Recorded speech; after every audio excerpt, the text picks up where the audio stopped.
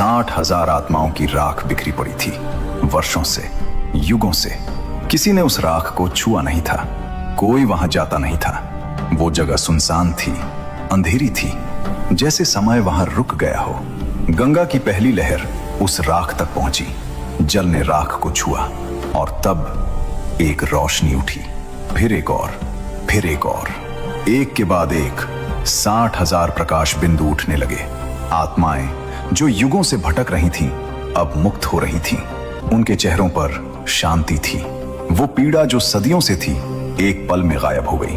वो ऊपर उठे, आकाश की तरफ, स्वर्ग की तरफ। और भगीरथ जो पास खड़े थे, उनकी आंखों से आंसू बह रहे थे। वो बैठ गए धरती पर और हाथ जोड़कर बस इतना कहा, मां तुम आ गई। उस दिन से गंगा का सबसे प्रसिद्ध नाम बना भगीरथी, क्योंकि भगीरथ के संकल्प ने उन्हें धरती पर लाया था। और एक नया शब्द बना, भगीरथ प्रयास। दोस्तों, अब तक हमने जाना गंगा कैसे स्वर्ग से धरती पर आई, लेकिन गंगा की कहानी में एक और मोड़ है। ये कहानी है इक्ष्वाकु वंश के एक राजा थे, महाभिष। लेकिन जो काम उन्होंने किया, उसने महाभारत की पूरी कहानी को जन्म दिया। महाभिष कोई साधारण राजा नहीं थे। उन्होंने हजारों यज्ञ किए थे, जीवन भर धर्म का पालन किया था, हर कदम पर सत्य को चुना था। इतना पुण्य कमाया कि मृत्यु के बाद सीधे स्वर्गलोक पहुंच गए। ब्रह्मा जी की दिव्य सभा में उन्हें स्थान मिला। सोचिए वो पल, एक इंसान जो अपने कर्मों से देवताओं की बराबरी में बैठा हो। ये सम्मान बहुत कम लोगों को मिलता है। महाभिष उस दिन सबसे खुश इंसान रहे होंगे। सभा चल रही थी, देवता थे, ऋषि थे, गंधर्व थे, और वहीं एक तरफ बैठी थी गंगा देवी, श्वेत वस्त्र, दिव्य तेज, शांत मुखमंडल। तभी बाहर से हवा का एक झोंका आया, बस एक पल के लिए, और उस झोंके ने गंगा के वस्त्र को हिला दिया। पूरी सभा में जैसे सब कुछ रुक गया। देवताओं ने आंखें झुका ली, ऋषियों ने दृष्टि फेर ली, गंधर्वों ने नीचे देखा। यही मर्यादा थी, यही धर्म था। लेकिन महाभिष वो देखते रहे, एक पल, 2 पल, 3 पल, और उन्हें पता भी नहीं चला कब उनकी नजर मर्यादा की रेखा पार कर गई। ब्रह्मा जी सब देख रहे थे, वही ब्रह्मा जी जिन्होंने महाभिष को स्वर्ग में स्थान दिया था। उनका चेहरा धीरे धीरे गंभीर हो गया। ब्रह्मा जी बोले, तूने आज यहां इस पवित्र सभा में मर्यादा तोड़ी। जो धर्म तूने जीवन भर निभाया, वो एक पल की नजर में भूल गया। इसलिए मैं तुझे श्राप देता हूं। तू फिर से मृत्यु लोक पर जन्म लेगा, उस धरती पर जहां से तू इतनी मेहनत से ऊपर आया था। महाभिष कांप गए। स्वर्ग जो उन्होंने हजारों यज्ञों से पाया था, एक पल में छूट गया। और गंगा? ब्रह्मा जी ने उनकी तरफ देखा।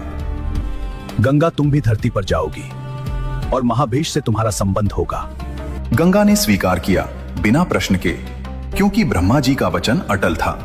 और इस तरह एक श्राप ने तय किया वो रिश्ता जो महाभारत की नींव बनेगा। महाभिष अगले जन्म में हस्तिनापुर के राजा शांतनु बने और गंगा धरती पर उतरी उनसे मिलने। हस्तिनापुर के राजा शांतनु, वीर, धर्मात्मा, प्रजा के प्रिय। एक दिन वो गंगा नदी के किनारे शिकार के लिए निकले थे और तभी उन्होंने देखा नदी के किनारे एक स्त्री खड़ी थी, इतनी सुंदर कि शांतनु की आंखें रुक गईं। इतनी दिव्य की लगा ये इंसान नहीं, कोई देवी है। शांतनु आगे बढ़े। उन्होंने पूछा, देवी, आप कौन हैं? आपका नाम क्या है? आप यहां अकेली क्यों हैं? स्त्री मुड़ी। उनकी आंखें गहरी, शांत, अथाह, जैसे किसी नदी की गहराई हो। वो बोली, मेरा नाम गंगा है। शांतनु का दिल एक पल के लिए रुक गया। शांतनु ने विवाह का प्रस्ताव रखा।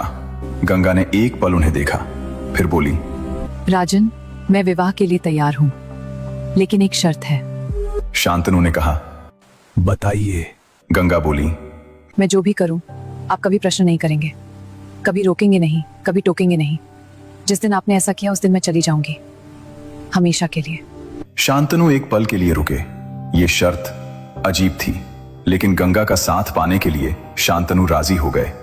मंजूर है। और इस तरह स्वर्ग की देवी गंगा हस्तिनापुर की रानी बन गई। दोस्तों, अब वो हिस्सा आता है जो सुनकर रूह कांप जाती है। गंगा और शांतनु के एक के बाद एक पुत्र हुए। गंगा और शांतनु के घर पहला पुत्र जन्मा। राजमहल में खुशियां थी, दीप जले, उत्सव हुआ, लेकिन वो खुशी ज्यादा देर नहीं टिकी। गंगा उठी, उन्होंने अपने नवजात पुत्र को अपनी बाहों में उठाया और चल पड़ी नदी की तरफ। शांतनु पीछे पीछे गए। उनका दिल डूब रहा था, लेकिन मुंह से कुछ निकला नहीं। गंगा ने उस शिशु को जल में समर्पित कर दिया। शांतनु वहीं खड़े रहे, पत्थर की तरह, अंदर से टूटे हुए, बाहर से चुप। शर्त याद थी, दूसरा पुत्र हुआ, वही हुआ, तीसरा वही हुआ, चौथा, पांचवां, छठा, सातवां। 7 बार एक पिता ने अपने पुत्र को जाते देखा। 7 बार आंखें भरी, 7 बार होंठ कांपे। 7 बार एक बाप ने अपने ही दिल को मुट्ठी में भींच लिया और चुप रहा।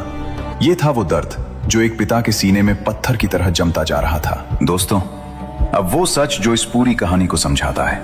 ये 8 पुत्र कोई साधारण इंसान नहीं थे।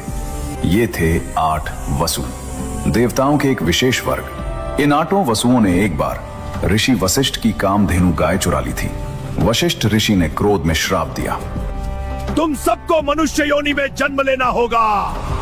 वसु घबरा गए, माफी मांगी। ऋषि का क्रोध कुछ शांत हुआ।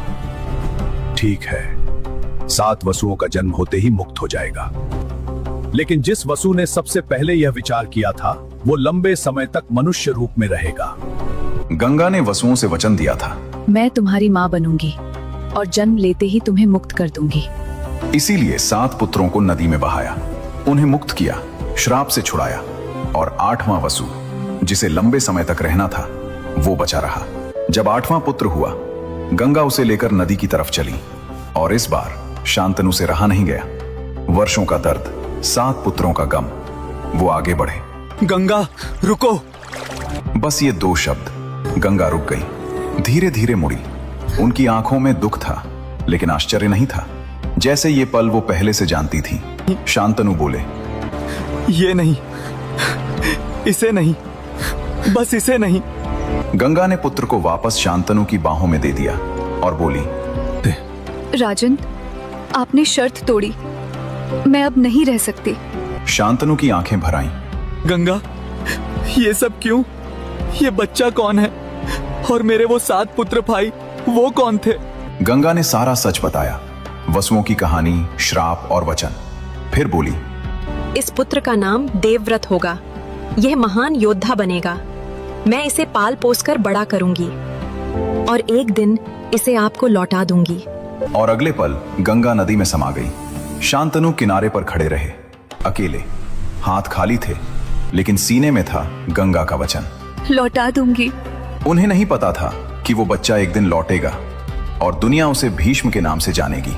गंगा ने देवव्रत को स्वर्ग में पाला, परशुराम जी से शस्त्र विद्या सिखाई, ऋषियों से ज्ञान दिलाया, और एक दिन वचन के अनुसार देवव्रत को वापस शांतनु के पास छोड़ गई। शांतनु ने अपने पुत्र को देखा, उनका सीना गर्व से भर गया। देवव्रत जो आगे चलकर ऐसी प्रतिज्ञा लेगा जो इतिहास में अमर हो जाएगी। मैं कभी विवाह नहीं करूंगा, कभी सिंहासन नहीं लूंगा। इसी भयंकर प्रतिज्ञा के कारण उनका नाम पड़ा भीष्म, भीषण प्रतिज्ञा करने वाले। और उनकी मां थी गंगा, वो देवी जो स्वर्ग से उतरी थी, जिन्होंने एक राजा से विवाह किया, 7 आत्माओं को मुक्त किया। तो दोस्तों, ये थी गंगा देवी की वो अमर गाथा। वो देवी जो विष्णु के चरणों से जन्मी, वो देवी जो शिव की जटाओं में समाई और अहंकार का सबक सीखा, वो देवी जिनके लिए एक भगीरथ ने 3 पीढ़ियों की तपस्या पूरी की, वो देवी जिन्होंने 60,000 आत्माओं को एक ही पल में मुक्त कर दिया, और वो देवी जो एक शाप के कारण धरती पर आई, एक राजा की पत्नी बनी, 7 आत्माओं को मुक्त किया और एक ऐसे पुत्र को जन्म दिया जिसे दुनिया भीष्म के नाम से जानती है।